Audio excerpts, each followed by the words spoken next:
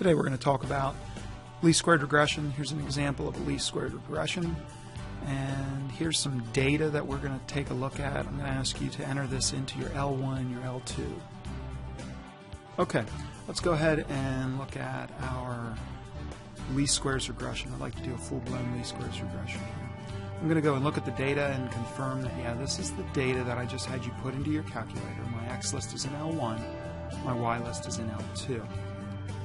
We're going to move on here, and we're going to go ahead and go into stat plots. In plot 1, I want to make sure that it's turned on, that I've got the right type of plot here. I don't want the connect the dots plots. I want just purely dots. I want to check that my X list is indeed looking at L1, my Y list is looking at L2. And from here, I'm going to go ahead and do a zoom 9, a zoom stat, and I'm going to look just to see, does the data look linear? Yeah, I mean, this looks fairly linear, so I'm going to go ahead and proceed with the least squares regression. As long as this data looks somewhat linear, I can go ahead and proceed. To continue, I'm going to go back into my stat, but this time I'm going to scroll over to calc. So stat calc menu has a bunch of options here, and as I scroll down you start to see some regressions, and we did just scroll past a linear regression, but I like this one better. I like linear regression 8. So why? Why do I like this better? Well, I like this better because A will always be my intercept, my y-intercept, and B will be my slope.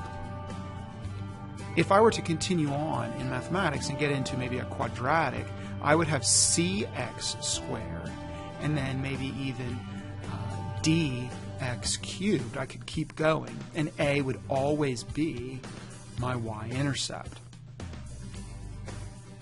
The other thing I'm going to add here is I'm going to let the calculator know that I'm looking at L1 in my X list.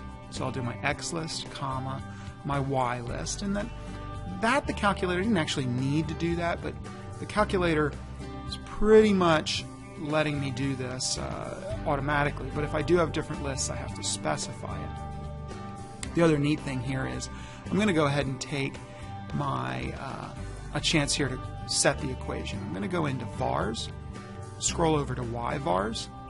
I want to store the equation as a function, and I'm going to store it as y1. So the calculator will store the least squared regression in this y1. So my x, my y data, and y1 is where the calculator will go ahead and store the least squared regression data.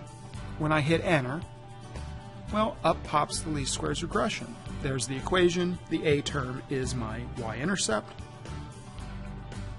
and the B term here is my slope. So I get about 3.4 if I were to round that up. So that's my slope at this point. There's some other information missing. Your calculator, it's been used before, may have some extra information. I want that information. Let's go get it. I'm going to hit second catalog. Second is 0 to send me to my catalog. Now notice, I'm in my alpha mode, so I'm going to be looking for the little green letters on this TI calculator. So it's already set into alpha, and I'm going to use x to the minus 1. It's alpha D. When I click that, it punches me down the list, and now I'm going to go ahead and have to scroll down. I'm going to scroll down looking for something called diagnostic. Oh, there it is. Diagnostic on is what I'm interested in. Go ahead and hit enter, and enter again, and this has run the diagnostic. Neat little feature of the calculator here is that I also have the ability to scroll back. It saves the few things that I've already done. So diagnostic on, second entry, again gets me to my least squared regression equation, so I don't have to type everything in again. We still haven't dealt with that y1.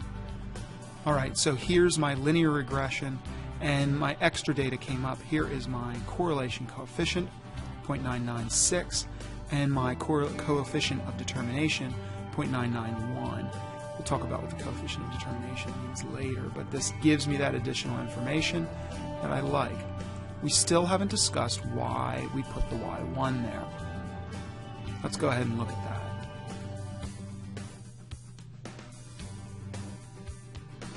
going to go back into and look at y1, and well, there's my equation. It's stored.